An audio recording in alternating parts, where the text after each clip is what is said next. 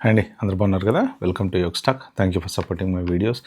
నాకు పేరెంట్స్ మెసేజ్లు పెడుతున్నారు, కొంతమంది ఇన్స్టాగ్రామ్లో మెసేజ్లు పెడుతున్నారు, కొన్ని యూట్యూబ్ వీడియోస్లో కింద కామెంట్స్లో వస్తున్నాయి. అంటే మా అమ్మాయి స్టెమ్ ఓపీటీ మీద ఉందండి, హాలిడేకి ఇండియాకి రావచ్చా అని కొంతమంది. తర్వాత ఓపీటీ మీద ఉన్న వాళ్ళు మొన్న ఒక స్టూడెంట్ కూడా అడిగారు, సార్ నేను ఇండియా వెళ్దాం అనుకుంటున్నా, ఇప్పుడు వెళ్ళొచ్చా, సేఫేనా అని చెప్పేసి. అందరూ కూడా ఏంటంటే మాస్టర్స్ అయిపోయిన తర్వాత కొంతమంది వెళ్ళరు, ఎందుకంటే ఆ ఓపీటీ వచ్చిన తర్వాత వెళ్దాము, ఓపీటీగా ఈఏడి అప్లై చేసిన తర్వాత వెళ్ళి ఒక నెల రోజులుండి వెనక్కి వద్దాము అని.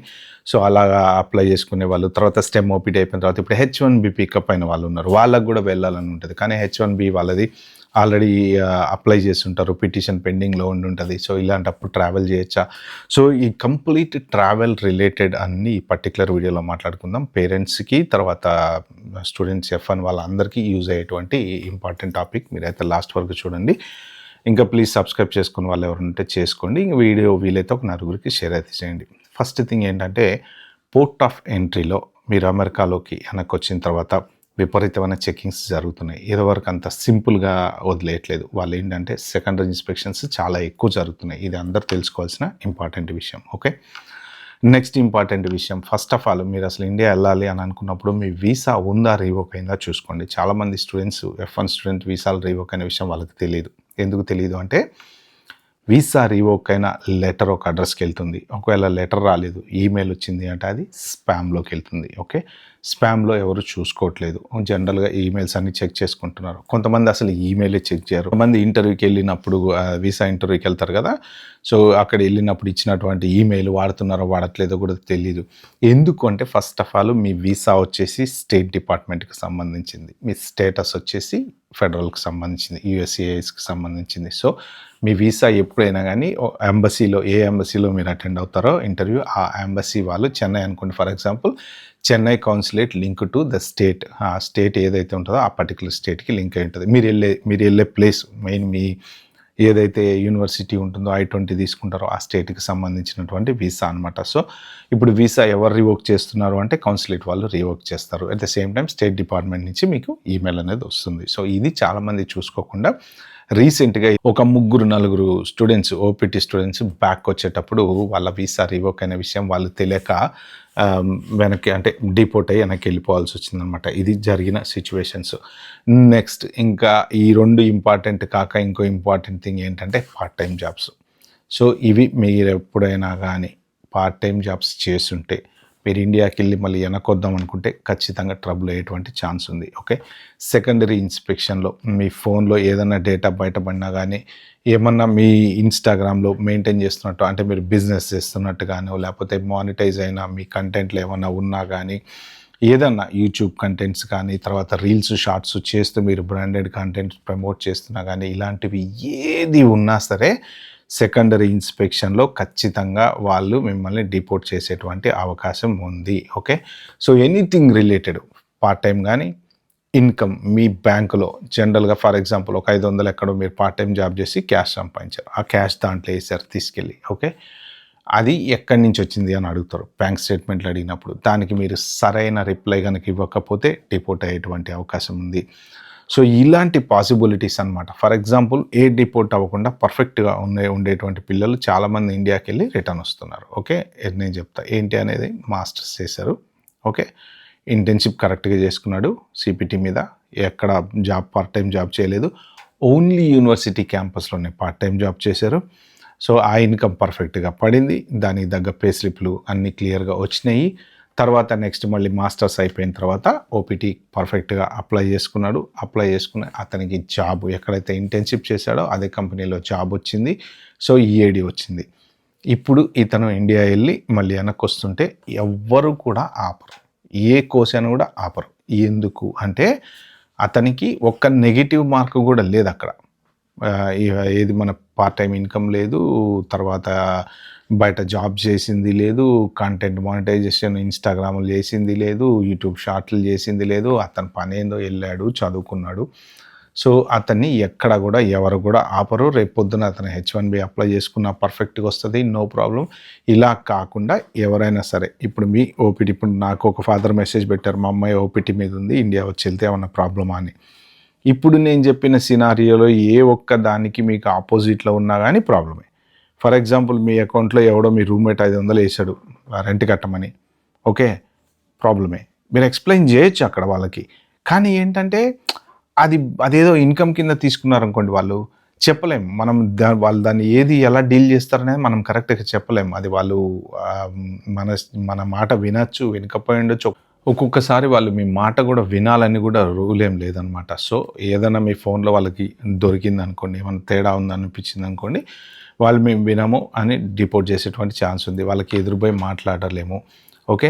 సో మెయిన్ ప్రాబ్లం ఎక్కడొస్తుందంటే ఎయిర్పోర్ట్ నుంచి మీరు బయటకొచ్చి అంటే ఇప్పుడు ల్యాండ్ అయిన తర్వాత డిపోర్ట్ అయితే మీరు ఏ రకమైన కోర్ట్ కేసులకు వెళ్ళడానికో లేకపోతే అటార్నీని పెట్టుకొని వాదించడానికో, ఇప్పుడు ఎంబసీలో ఇంటర్వ్యూ జరిగినప్పుడు మీ వీసా ఇవ్వకపోయినా లేకపోతే ఎయిర్పోర్ట్లో డిపోర్ట్ అయ్యి వెళ్ళినా మీరు అటార్నీని పెట్టుకొని వాదించే సిచ్యువేషన్ మీకు రాదు, అంటే పాసిబుల్ కాదు. ఎందుకు అంటే అది మీరు ఇంకా యూఎస్లో ల్యాండ్ అవ్వలేదు. యూఎస్లో బయటకు వచ్చిన తర్వాత ఫర్ ఎగ్జాంపుల్ మీకు ఏదైనా ఇష్యూ వచ్చింది అంటే మీరు అటార్నీని పెట్టుకొని మీరు మాట్లాడడం అనేది చేయొచ్చు. ఓకే. కానీ ఈ సిచ్యువేషన్లో పాసిబుల్ కాదు. ఈ సిచ్యువేషన్లో ఇంకా కట్ ఆఫ్ అయిపోయినట్టు అనమాట. ఇంకా డిపోర్ట్ అయింది, డిపోర్ట్ అంతే వెనక్కి. కాబట్టి మీరు ఫస్ట్ ఆఫ్ ఆల్ ఇండియా వెళ్ళి హాలిడేస్కి మీ పేరెంట్స్తో స్పెండ్ చేసి మళ్ళీ వెనకొద్దాం అనుకునే వాళ్ళందరూ చూసుకోవాల్సింది ఏంటంటే ఫస్ట్ మీరు వీసా ఉందా లేదా చెక్ చేసుకోండి. మీ వీసా కనుక రివోక్ అయింది అంటే మీకు ఖచ్చితంగా ఏదో ఒక ప్రాబ్లం ఉంటే తప్ప సింపుల్గా రివోక్ చేయరు. అది ఒకటి మీ డియూఐ అయినా అయి ఉండొచ్చు, లేకపోతే ఎక్కడైనా మీరు దేంట్లో ఉన్న ఇన్వాల్వ్ అయినా అయ్యి ఉండొచ్చు, మీ ట్యాక్స్ ఏమైనా ఫ్రాడ్స్ ఏమైనా చేసి ఉండొచ్చు, పార్ట్ టైం ఇన్కమ్ ఏమైనా పడి ఉండొచ్చు, ఎనీథింగ్ ఎనీ పాసిబుల్ రీజన్ మీకు ఏదో ఒకటి ఉంటుంది, వీసా రివోక్ అయి ఉంటుంది అన్నమాట. అవి మెయిన్ చూసుకోవాల్సింది. సో ఇంకొకటి ఏంటంటే మీరు స్టెమ్ ఓపీటీ మీద ఇండియా వెళ్ళినప్పుడు లేకపోతే ఓపీటీ మీద ఇండియా వెళ్ళినప్పుడు మీరు జాబ్ గనక ఉండుంటే ఎక్కువ రోజులు మీరు ఇండియా నుంచి వర్క్ ఫ్రమ్ హోమ్ చేయకండి. ఓకే. మీరు హాలిడేకి వెళ్ళాలనుకున్నప్పుడు సింపుల్గా ల్యాప్టాప్ బంద్ చేయండి, అక్కడ పడేయండి, హాలిడే తీసుకోండి. 1 మంత్ తీసుకుంటారా, 14 డేస్ తీసుకుంటారా, తీసుకొని వెళ్ళండి. ఎందుకంటే ఇది ఒకటి ఇంపార్టెంట్ థింగ్ గుర్తుపెట్టుకోండి. జనరల్గా ఏంటంటే కంపెనీసు ఒక 2 వీక్స్ లీవ్ ఇస్తాయి, 1 వీక్ ఎక్స్టెండెడ్ లీవ్ ఇస్తాయి, 3 వీక్స్ మ్యాక్సిమం. అంటే మీరు జాబ్ చేస్తున్నారు అంటే ఏంటంటే మీరు మ్యాక్సిమం 3 వీక్స్ వరకు లీవ్ తీసుకోవచ్చు అనమాట. అదర్ దాన్ దట్ ఇప్పుడు మీరు 3 వీక్స్ కాకుండా ఒక నెల రోజులు లీవ్ తీసుకున్నారు, నెలన్నర లీవ్ తీసుకున్నారు. మీరు ఏంటంటే మీరు ఓపీటీ మీద ఉన్నారు, ఇండియా వెళ్ళారు, 1 మంత్ ఉన్నారు అంటే మీరు జాబ్ చేస్తున్నారా చేయట్లేదా? చాలామంది ఏం చేస్తారంటే ఓపీటీ వచ్చిన తర్వాత ఏదో ఒక ఎన్జిఓ దగ్గర నుంచో కన్సల్టెంట్ దగ్గర నుంచో లెటర్ తీసుకుపోయి డిఎస్ఓకి ఇచ్చేస్తారు, ఓపీటీ తీసుకుంటారు, ఈఏడి అప్లై చేస్తారు, ఈఏడి కార్డు వస్తుంది, వెళ్తారు అనమాట. ఇండియాకి వెళ్ళిపోయి మంచిగా వచ్చి మళ్ళీ జాబ్ ఎత్తుకుందాంలే అని చెప్పేసి. సో ఇలాంటి పరిస్థితుల్లో మీరు ఇచ్చింది అక్కడ ఫేక్ లెటర్ కాబట్టి మీకు ప్రాబ్లం అయ్యే ఛాన్స్ ఉందన్నమాట. సో మెయిన్ జెన్యూన్ జాబ్ ఉందా లేదా చూసుకోండి. జాబ్ మీద ఉన్నప్పుడు మాత్రం మీరు 3 వీక్స్ కన్నా ఎక్కువ వెళ్ళకండి. మ్యాక్సిమం 4 వీక్ వెళ్ళేటట్టయితే కంపెనీతోటి మీరు లెటర్ తీసుకోండి, లేదా అంటే ఈమెయిల్ మీకు ఫర్ ఎగ్జాంపుల్. సో నేను ఇట్లా ఫర్ ఎనీ రీజన్ అంటే ఒక వెడ్డింగ్ ఉంది, లేకపోతే ఫ్యామిలీ చూడాలని ఉంది, చాలా రోజులు అయింది వెళ్ళి, లేకపోతే హెల్త్ బాగాలేదు మా పేరెంట్స్కి, అందుకని ఎక్స్టెండెడ్ లీవ్ తీసుకుంటున్నాను. నేను generally my company willing to give 3 weeks, but ఒక మీరు అడిగినట్టు ఫస్ట్ ఆఫ్ ఆల్ నేను మీ మేనేజర్కి మీరు రిక్వెస్ట్ ఈమెయిల్ పెట్టండి. Okay, can you please give me an extended week leave అని చెప్పేసి అడగండి. దానికి వాళ్ళు రిప్లై ఇచ్చిన ఈమెయిల్ కూడా పెట్టుకోండి. ఎప్పుడైనా ఎయిర్పోర్ట్లో అడిగారు అనుకోండి, ఫర్ ఎగ్జాంపుల్ నాకు 3 వీక్సే ఇచ్చారండి మా కంపెనీ వాళ్ళు, బట్ ఒక 1 మంత్ నేను ఎక్స్ట్రా అడిగాను, నేను వాళ్ళు గ్రాంట్ చేశారు లీవ్. వాళ్ళ కంపెనీ లీవ్ గ్రాంట్ చేస్తే వీళ్ళకేంటి ప్రాబ్లం ఉండదు కదా.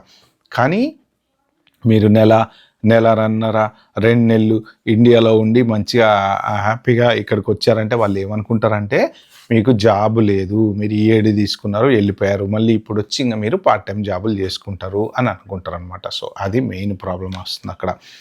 అందుకని ఏ హిస్టరీలో మీకు ఇష్యూస్ లేకుండా ఉంటే మాత్రం మీరు హ్యాపీగా ఇండియాకి వెళ్ళచ్చు, రావచ్చు. కానీ మీ పేరెంట్స్ కూడా ఇంకొకటి చెప్తున్నా, ఒకటి మీరు కూడా తెలుసుకోవాల్సింది ఏంటంటే చాలామంది పిల్లలు అబద్ధాలు చెప్తుంటారండి. ఎందుకంటే వాళ్ళు నేను మెటాలో పనిచేస్తున్నా, గూగుల్లో పనిచేస్తున్నా, ఇంకో దాంట్లో పనిచేస్తున్నా అని చెప్పి వాళ్ళు చేసేది ఎక్కడో జాబ్ చేస్తుంటారు, ఏ కన్సల్టెన్సీ దగ్గర, ఏ సిటీసీ దగ్గర చేస్తుంటారు. మీరేమనుకుంటారంటే మా పిల్లలు అబ్బా పెద్ద కంపెనీలో పనిచేస్తున్నారు అనుకుంటారు. ఇండియా రారా అంటే ఇప్పుడు కష్టం, ఇప్పుడు కుదరదు అంటుంటారు. ఎందుకు అంటే వాళ్ళు కరెక్ట్ జాబ్ లేదు. సో ఏంటంటే జెన్యూన్గా మీ పేరెంట్స్కి చెప్పండి మీరు ఎక్కడ జాబ్ చేస్తున్నారు, ఏ కంపెనీలో చేస్తున్నారు, జీతం ఎంత వస్తుంది. ఎందుకంటే రేపొద్దున ఏదైనా అయితే మీకు సపోర్ట్ చేయాల్సింది మీ పేరెంట్సే కాబట్టి అబద్ధాలు చెప్పొద్దు. అనవసరంగా ఎందుకు ఏదో అంటే పేరెంట్స్ బాధపడతారని చెప్పకపోయి ఉండొచ్చు. లేకపోతే కొంతమంది జాబులు రాక స్ట్రగుల్ అయితూ మనం జాబ్ రాలేదు అని చెప్పుకుంటే నామోషి అని చెప్తుండొచ్చు. మీరు సింపుల్‌గా చెప్పినంత ఈజీగా మెటాలల్లో, గూగుల్‌లలో, మైక్రోసాఫ్ట్‌లలో అందరికీ జాబులు రావట్లేదు. వస్తున్నాయి కొంతమందికి టాప్ ఏఐ ఇంజినీర్స్‌కి వస్తున్నాయి. నాకు తెలిసిన వాళ్ళకి కూడా వచ్చినాయి. మైక్రోసాఫ్ట్‌లో వచ్చినాయి. టెస్లాలో వచ్చినాయి. ఒకవేళ 2, 2, 3, 3 ఆఫర్లు వస్తే ఇది కాదు, అది కాదని సెలెక్ట్ చేసుకున్న పిల్లలు కూడా ఉన్నారు. టాలెంట్ ఉన్న వాళ్ళు ఉన్నారు అలాగా. కానీ అందరికీ అలాగా లేదు. సో, స్టెమ్ ఓపీటీ మీద ఉండి జాబులు రాని వాళ్ళు చాలామంది ఉన్నారు. ఇప్పుడు రెడ్డిట్‌లో మొన్న ఒక 1 వీక్ బ్యాక్ ఒక పోస్ట్ ఒకతను ఇంకా నేను ఆఫ్టర్ మాస్టర్స్ ఇండియా వెళ్ళిపోతున్నా. నాకు జాబ్ రాలేదు. ఇన్ని రోజులైనా ఎంత ట్రై చేసినా అని చెప్పేసి ఆ పోస్ట్ చాలా వైరల్ అయిందనమాట. ఇలాంటి సిచ్యువేషన్‌లో ఉన్నారు కాబట్టి సీబీపీ ఆఫీసర్లు ఎయిర్‌పోర్ట్‌లో మీరు చెప్పే కథలు కరెక్ట్‌గా నమ్మరనమాట. ఎందుకంటే నెల రోజులు, నెలన్నర వెళ్తే జాబ్ లేదని వాళ్ళకి అర్థమైపోతది. ఓకే ఫ్రెండ్స్, ఇది మెయిన్ ఇంపార్టెంట్ నేను చెప్దాం అనుకుంది. ఇండియా వెళ్ళి వెనక్కి రావాలి అనుకుంటే తీసుకోవాల్సిన జాగ్రత్తలు ఏంటి? ఓకే, ఈ వీడియో కనుక మీకు నచ్చితే లైక్ చేయండి, షేర్ చేయండి, సబ్స్క్రైబ్ చేసుకోండి. Thank you. Bye. Have a good day.